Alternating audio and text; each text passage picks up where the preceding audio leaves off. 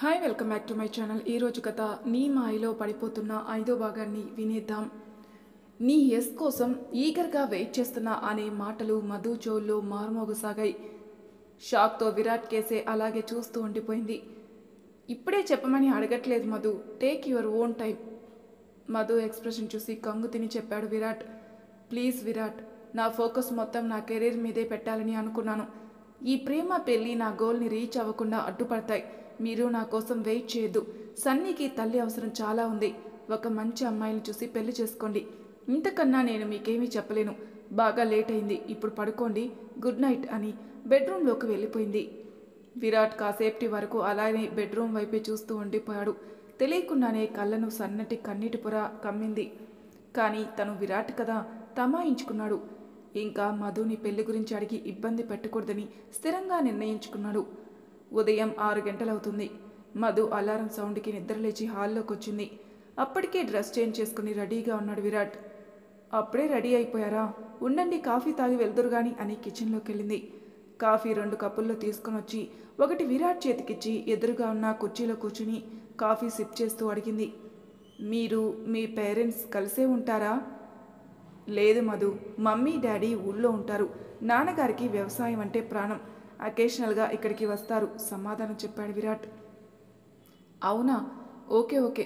మీరు మీ బ్రదర్ కలిసి ఉంటారా? ఇంకొక ప్రశ్న సంబంధించింది మధు.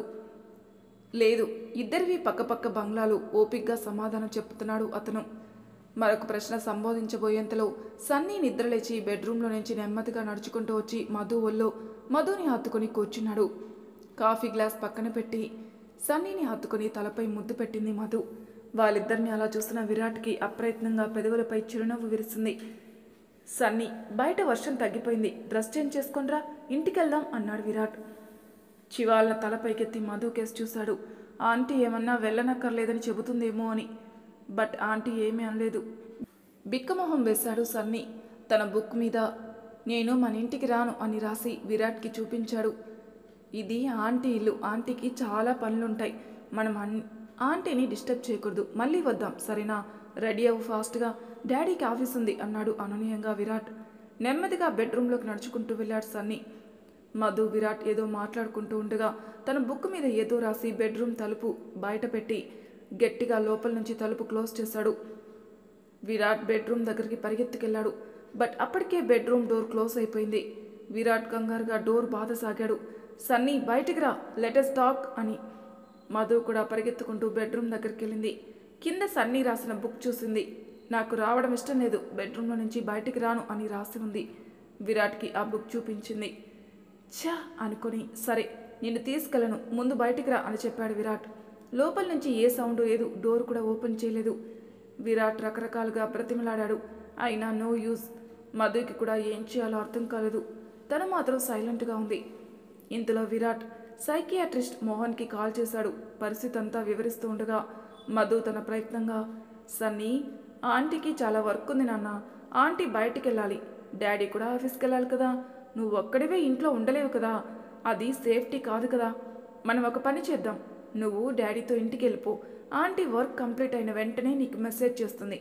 ఆంటీ అంటే ఇష్టం కదా నీకు, ఆంటీ చెప్పిన మాట వింటావు కదా నువ్వు. సడన్గా డోర్ ఓపెన్ చేసుకుని సన్నీ బయటకు వచ్చాడు. విరాట్ షాక్ తిన్నాడు. మోహన్, సన్నీ బయటకు వచ్చాడు అని చెప్పాడు ఫోన్లో.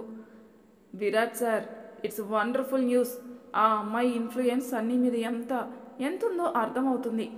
It's really a great news for us అన్నాడు. సరేలే, తర్వాత కాల్ చేస్తా అని కాల్ కట్ చేస్తాడు విరాట్.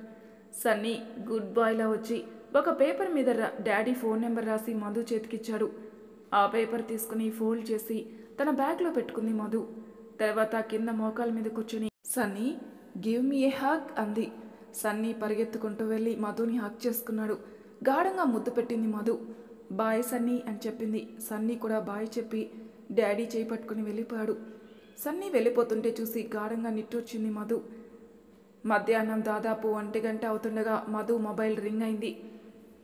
తను డ్రైవ్ చేస్తున్న బైక్ని రోడ్డు పక్కగా ఆపి మొబైల్ తీసి చూసింది. నవీనా నుంచి ఇన్కమింగ్ కాల్. ఫోన్ లిఫ్ట్ చేసి, అక్క వచ్చేస్తున్నాను, ఇంకొక 5 మినిట్స్లో రెస్టారెంట్లో ఉంటా, మనం ఆల్రెడీ బుక్ చేసుకున్న టేబుల్ దగ్గరే కూర్చొనుండు అని కాల్ కట్ చేసింది. 10 నిమిషాల తర్వాత నవీన పక్కనే కూర్చుంటూ, అక్క, చాలా రోజులైంది నిన్ను చూసి. నేను చాలా మిస్ అయ్యాను తెలుసా. ఎలా ఉన్నావక్క అని అడిగింది మధు. ఇలా కనిపించినప్పుడు మొత్తం ప్రేమ కురిపించేసాయి. నీ మీద కోపం చూపిద్దామన్న విషయం కూడా మర్చిపోయాలా అంటూ కోపం నటిస్తూ చెప్పింది నవీన. మా అక్క చాలా మంచిది, నా మీద అస్సలు కోపం తెచ్చుకోదు అంటూ తన చేతిని ప్రేమతో చుట్టేస్తూ చెప్పింది. లేకపోతే ఏంటే, ఒక ఫోన్ లేదు, ఒక మెసేజ్ లేదు. పోనీ నేనే ఫోన్ చేసి కలుద్దామంటే బిజీ అంటావు. అందుకే తాతగారితో ప్రోగ్రాం ఫిక్స్ చేయించా. నో చెప్పలేవుగా. ఎలా ఉంది నా ఐడియా కళ్ళెగరేస్తూ అడిగింది నవీన. ఒక్కసారిగా మధు కళ్ళు చెమర్చాయి. మన చుట్టూ ఎంతో మంది ఉండొచ్చు, కానీ మన మీద నిజమైన ప్రేమ, నిస్వార్థమైన అభిమానం చూపించే వాళ్ళు చాలా చాలా తక్కువ మంది ఉంటారు. లక్కీగా మధు మీద అలా నిజమైన ప్రేమతో తాతగారు, నవీన ఉన్నారు. ఆ తర్వాత మధు తన కొత్త సినిమా గురించి నవీనతో చెబుతూ ఉండగా పక్క టేబుల్ దగ్గర నుంచి ఒక 5-6 ఏళ్ల పిల్లాడి అల్లరి వీరిని డిస్ట్రాక్ట్ చేసింది. ఇద్దరు అటకేసి చూశారు. వాడి అల్లరి ముద్దు మాటలు విని వాడితో ఉన్న పెద్దవాళ్ళందరూ గట్టిగా నవ్వుతున్నారు. ఆ దృశ్యం చూస్తున్న నవీన బాగా డిస్టర్బ్ అయింది. అప్రయత్నంగా ఆమె కళ్ళ నుంచి కన్నీటి దారలు వెలువడ్డాయి. It's all my mistake, I killed him, I killed my own child అని ఏడవసాగింది. అక్క please, it's not your mistake, బాధపడకు అని వెంటనే, అక్క నీతో ఒక ముఖ్యమైన విషయం చెప్పాలి అంది మధు. ఏమిటా విషయం ఆశ్చర్యంగా అడిగింది. నువ్వు చెప్పిన పోలికలతో ఉన్న ఒక అతన్ని కలిశాను. మేబీ నువ్వు వెతుకుతున్నది అతని కోసమే అనిపించింది తటపాటాయిస్తూ చెప్పింది మధు. అవునా, ఎవరతను, ఎందుకు అతనే అనిపించింది క్యూరియాసిటీతో అడిగింది నవీన. అవునక్క, నువ్వు అప్పట్లో పెన్సిల్ స్కెచ్ చూపించావు కదా, అతని ఫేస్ దాదాపు అలాగే ఉంది అంది మధు. అవునా, నీ దగ్గర అతని ఫోటో ఏమన్నా ఉందా ఎక్కలేని ఉత్సాహంతో అడిగింది. లేదక్క, బట్ సంపాదిస్తాను. మేబీ నీకు అతను తెలిసే ఉండొచ్చు. వాల్మీకి గ్రూప్ ఆఫ్ కంపెనీ పేరు విన్నావా, అది వాళ్ళ ఫ్యామిలీదే అంది మధు. నవీన నిట్టూరుస్తూ, నాకు బిజినెస్ గురించి అస్సలు తెలియదు మధు. పీడకల లాంటి నా గతం, ఆ జ్ఞాపకాలు, మా అమ్మ, ఇదే నా జీవితం. వదిలేలే. అయినా ఆ గతాన్ని వదిలేసి నువ్వు కొత్త లైఫ్ స్టార్ట్ చేయలేవా అక్క ఎంతో ఆశగా అడిగింది మధు. ఒకరితో పడుకొని ప్రెగ్నెన్సీ తెచ్చుకున్న నేను వేరే అతన్ని పెళ్లి చేసుకుంటే అతని మోసం చేసినట్టే కదా. అందుకే ఒకసారి అతన్ని కలవాలనుకుంటున్నాను. నాతో పెళ్లికి అతను ఒప్పుకుంటే నా పెళ్లి అతనితో జరుగుతుంది. అతనికి ఆల్రెడీ పెళ్ళి అయిపోయినా, నేను అతనికి నచ్చకపోయినా, నేను జీవితాంతం పెళ్లి చేసుకోకుండా ఇలాగే ఉండిపోతాను. నవీన మాటలు విన్న మధు మౌనంగా ఉండిపోయింది. కొన్ని క్షణాల తర్వాత, అయితే నేను కూడా అతని గురించి సీరియస్గా వెతుకుతానక్క. బట్ అతను అప్పట్లో తను పడుకున్నది ఒక ప్రాస్టిట్యూట్తో అని భ్రమలో ఉంటే అని అడిగింది. అతను నా గురించి అలా అడుకుంటాడా Madhu? I don't think so. No, ఆ రోజు అతను మత్తులో ఉన్నాడు, స్పృహలో లేడు. అవునా, సరేలే. నువ్వు అతని గురించి వెతుకుతున్నట్లే అతను కూడా నీకోసం వెతుకుతుంటే ఎంత బాగుండు. నువ్వు చాలా మంచిదానవక్క, చాలా ఇన్నోసెంట్వి. ఒకవేళ అతన్ని నేను ముందుగా కలిస్తే అతను నీకు కరెక్ట్ అనిపిస్తేనే నీకు చెబుతాను, లేకపోతే నీకెప్పటికీ చెప్పను అనింది మధు. నవీన మధు కేసి షాక్తో చూస్తుండగా, మధు, నవీన చాలాసేపటి నుంచి వెయిట్ చేస్తున్నారా అమ్మా? నేను బాగా లేట్ చేసేసానా అన్న తాతగారి కంఠం వినిపించింది. మధు కంగారుగా, అబ్బే లేదు తాతయ్య, మేం కూడా ఇప్పుడే వచ్చాం అంది. తాతగారు నవీన ముఖం దిగులుగా ఉండడం గమనించి, ఏమైందమ్మా నవీన, చాలా డల్లుగా ఉన్నావు? మీ నాన్న మళ్ళీ నిన్ను బాధ పెట్టేలా ఏమన్నా చేశాడా అమ్మా అని అడిగారు. అయ్యో అదేం లేదు తాతగారు, ఐఆమ్ ఫైన్ అంది కంగారు పడుతూ. సరేలే, ఏమేమి తినాలనుకుంటున్నారో అన్నీ ఆర్డర్ చేయండి అమ్మా ప్రేమగా చెప్పారు తాతగారు. కాసేపట్లో ఆర్డర్ చేసినవన్నీ వచ్చేసాయి. ముగ్గురు కబుర్లు చెప్పుకుంటూ తినసాగారు. నవీన, మీ నాన్న మిమ్మల్ని చూడ్డానికి ఇంటికి వస్తున్నాడా అమ్మా అని అడిగారు తాతగారు. అప్పుడప్పుడు వస్తారు తాతగారు తలదించుకుని చెప్పింది. అమ్మకి మందులు టైంకి వేస్తున్నావా? కొంచెం అమ్మకి నయమవుతుందా? పెద్ద ఇంప్రూవ్మెంట్ ఏమీ లేదు తాతగారు, అలానే ఉంది అంది నవీన. నా మేనకోడల్ని నా చిన్న కొడుకే ఇచ్చి చేసి దాని గొంతు నేనే కోసానమ్మా. ఆఖరికి వాడు దానికి పిచ్చి పట్టించాడు అన్నారు బాధగా.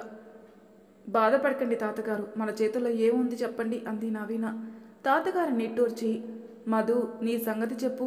నువ్వు ఇంకా అక్కడ కృష్ణానగర్లోని ఒక్కదానివే ఉంటున్నావా? మీ అమ్మా నాన్నలతో ఉండడం నీకు ఇష్టం లేకపోతే నా బంగ్లాకు వచ్చేయమ్మా. అంత పెద్ద బంగ్లాలో నేను ఒక్కడిని ఉంటున్నాను కదా, లెక్కలేనంతమంది నౌకర్లు చాకర్లు వచ్చేయి తల్లి అన్నారు ప్రేమగా. థ్యాంక్ యూ తాతయ్య. నేను ఉన్న ఇల్లు బాగానే ఉంది. అక్కడి నుంచి వర్క్కి వెళ్ళడం ఈజీ. నో చెప్పినందుకు ఏమీ అనుకోకండి తాతయ్య నొచ్చుకుంటూ చెప్పింది మధు. నవీన, మీ నాన్నకి నీకు సంబంధాలు చూసి నీకు పెళ్లి చేసే అంత తీరిక లేదు. నేను చూస్తానంటే నన్ను చూడొద్దంటావు. పోనీ నీ మనసులో ఎవరైనా ఉంటే చెప్పమ్మా, అతనితో నీ పెళ్ళే నేను జరిపిస్తాను. మధు నవీన ఒకరినొకొకరు చూసుకున్నారు. నేను ఎవరిని ప్రేమించలేదు తాతగారు. ప్రేమిస్తే ముందు మీకే చెబుతాను. తాతగారి కళ్ళలోకి చూడలేక తలదించుకుని చెప్పింది. మరి అలాంటప్పుడు సంబంధాలు ఎందుకు చూడొద్దంటున్నా? మీ నాన్నతో గట్టిగా మాట్లాడతాను ఆగు అన్నారు. అది అమ్మ కోలుకున్నాక చేసుకుంటాను తాతగారు. నాన్నని సంబంధాలు చూడొద్దని నేనే చెప్పాను. తలదించుకుని చెప్పింది. తాతగారు నిట్టూర్చారు. నాకన్నా నా కొడుకులిద్దరూ చాలా అదృష్టవంతులు. మీ ఇద్దరు మీ నాన్నలు ఎంత ఎదవలైనా పల్లెత్తు మాట కూడా అనరు. కానీ నేను వాళ్ళకి మంచి మాటలు చెబితే తలకెక్కించుకోకపోగా నన్నే తిట్టిపోస్తారు. నా పెద్ద కొడుకు కన్న కూతుర్ని బయటికి గెంటేశాడు. చిన్న కొడుకు భార్యకి పిచ్చెక్కించేసి ఆమె బాధ్యతని కన్న కూతురి మీద పడేసి ఇల్లు వదిలేసి వేరే దానితో కాపురం పెట్టాడు. పెద్ద కొడుకు భార్యకి దాసోహం అంటే చిన్న కొడుకు భార్యని కనీసం మనిషిలా చూడడు. ఈ మీ స్థితికి కారణం నేను నా కొడుకుల్ని సరిగ్గా పెంచకపోవడమే. నన్ను క్షమించండమ్మా. ఎప్పుడూ గంభీరంగా ఉండే తాతగారు ఇలా బాధపడడం చూసి మధు నవీనలకి ఏం చేయాలో తెలియలేదు. బాధపడకండి తాతగారు, అమ్మకి ట్రీట్మెంట్ జరుగుతుంది. తను బాగైతే మా నాన్న మారతారని నాకు నమ్మకం ఉంది అంది నవీన. మధు పెద్ద హీరోయిన్ అయ్యాక పెదనాన్న పెద్దమ్మ తప్పకుండా తనని చూసి గర్వపడతారు. అప్పుడు వాళ్ళే మధుని నెత్తిన పెట్టుకుని చూసుకుంటారు. నెత్తిన పెట్టుకుని చూసుకోవడం సంగతి అటు ఉంచు, కనీసం మధుని కూతురుగా ఎవరికైనా పరిచయం చేస్తారేమో అని 1000 కళ్ళతో ఆశగా ఎదురు చూస్తున్నాను. నేను బతుకుండగా మీ ఇద్దరి జీవితాలు చక్కబెడితే నాకదే చాలు. ప్రశాంతంగా కన్నుమూస్తా అన్నారు తాతగారు. అలా మాట్లాడకండి తాతగారు. మా అమ్మ నాన్న, నేను, అలాగే పెద్దమ్మ పెదనాన్న మధు, మీరు అందరూ కలిసుండే రోజు తప్పకుండా వస్తుంది. మీరు నమ్మకాన్ని కోల్పోకండి తాతగారు ప్లీజ్ అని నచ్చజెబుతూ అంది నవీన. చూద్దాం అలాంటి రోజు వస్తుందో రాదో అని నిట్టూర్చి, మధు ఈ కార్డు నీ దగ్గర ఉంచుకో. నేను ఎప్పుడు ఇచ్చినా నువ్వు తీసుకోవట్లేదు, కానీ నువ్వు తిన్నావో లేదో ఎన్ని అవస్థలు పడుతున్నావో అనే బాధ ఎక్కువైపోయిందమ్మా. ఈ తాతయ్యని బాధ పెట్టకమ్మా, తీసుకో ప్లీజ్ అని బలవంతంగా మధు చేతిలో ఒక బ్లాక్ కలర్ డెబిట్ కార్డు ఉంచారు. తాతయ్య, నాకు లోటేమీ లేదు, సరిపడా డబ్బులు ఉన్నాయి. అవసరమైనప్పుడు నేనే తీసుకుంటాను, ఇప్పుడు ఉంచండి ప్లీజ్ అంది మధు. కాదనకనమ్మా, ఇందులో 25 లక్షలున్నాయి, నీ ఖర్చులు కొంచెం. మధు ఏదో చెబుతూ ఉండగా నవీన వారించి, తీసుకో మధు, తాతగారు అంతలా చెబుతుంటే ఆయన బాధ పెట్టకు అంది. ఇంక చేసేదేమీ లేక మధు ఆ కార్డు తీసుకుని తల బ్యాగ్లో పెట్టుకుంది. తర్వాత తాతగారు ఆ కార్డ్ పాస్వర్డ్ కూడా చెప్పారు. భోజనం ముగించి అందరూ ఎవరి దారుల్లో వాళ్ళు వెళ్ళిపోయారు. సాయంత్రం 5:30 కావస్తుంది. సన్నీ గేట్ వైపు చూశాడు. అప్పుడెప్పుడో ఒకసారి డాడీ ఈ టైంకి ఇంటికి వచ్చేస్తాడు. సమయం 6 గంటలవుతుంది. ఈ టైంకి డాడీ ఒక 3-4 సార్లు వచ్చుంటాడు గుర్తు. సమయం 6:30 అవుతుంది. ఈ టైంకి డాడీ ఒక 7-8 సార్లు వచ్చారు. ఈరోజు వస్తారేమో. సమయం 7, డాడీ రాలేదు. సమయం 7:30 అవుతుంది. డాడీ ఇంకా రాలేదు. సమయం 8 అవుతుంది. డాడీ ఇంటికి రావడం మర్చిపోయారా? సమయం 8:30. ఇప్పటిదాకా 3 సార్లు గిరి వచ్చి సన్నీని డిన్నర్ చేయమని బ్రతిమలాడాడు. కానీ సన్నీ డిన్నర్కి రాలేదు. 4వసారి గిరి మళ్ళీ వచ్చాడు. సన్నీ బాబు, మీరు ఇంకా భోజనం చేయలేదని తెలిస్తే డాడీ కోప్పడతారు. తినేసి పడుకోండి బాబు అన్నాడు. వెంటనే సన్నీ బుక్ మీద, డాడీని ఇంటికి రమ్మని చెప్పు, ఫోన్ చేయి, లేకపోతే నేనేమీ తినను అని రాసి చూపించాడు.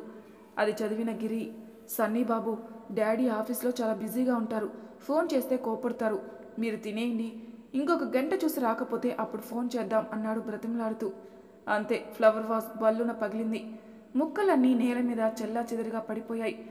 గిరి తేరుకొని సన్నీ కేసి చూసేసరికి టేబుల్ మీద ఉన్న ప్లేట్స్ అన్నీ కింద పడిపోయాయి. గిరి పరిగెత్తి సన్నీ చేతుల్లో ఉన్న మిగతా వస్తువుల్ని తీసేసుకున్నాడు.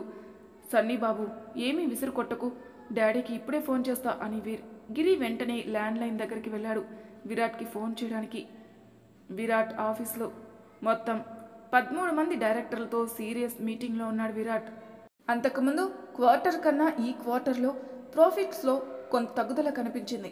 రీజన్ అందరికీ తెలిసిందే. ఈ డౌన్ఫాల్ అనేది ఒక్క వాల్మీకి గ్రూప్కే కాదు, అన్ని కంపెనీలకి ఉంది. కొన్ని కంపెనీలు దివాలా తీసే స్థితికి కూడా చేరుకున్నాయి. కొన్ని కంపెనీలు నష్టాల్ని బాగానే చవిచూస్తాయి. అదృష్టం కొద్దీ వాల్మీకి గ్రూప్లోని ఏ కంపెనీ నష్టపోలేదు. లాభాలు కొంత తగ్గాయి అంతే. ఇక మీటింగ్ చివరి దశకు చేరుకుంది. లాభాలు పెంచడానికి ఏమేమి చేయాలో అన్నీ డిస్కస్ చేశారు. ఇంకొక 5 నిమిషాల్లో మీటింగ్ క్లోజ్ అవుతుంది అనేంతలో ఇంటి ల్యాండ్లైన్ నుంచి ఫోన్ వచ్చింది. విరాట్ లిఫ్ట్ చేశాడు. అవతల నుంచి గిరి గొంతు. విరాట్ బాబు, సన్నీ బాబు మిమ్మల్ని ఇంటికి రమ్మని చెప్పమన్నారు. మీరు వచ్చే వరకు తిననని పడుకోనని మారం చేస్తున్నాడు.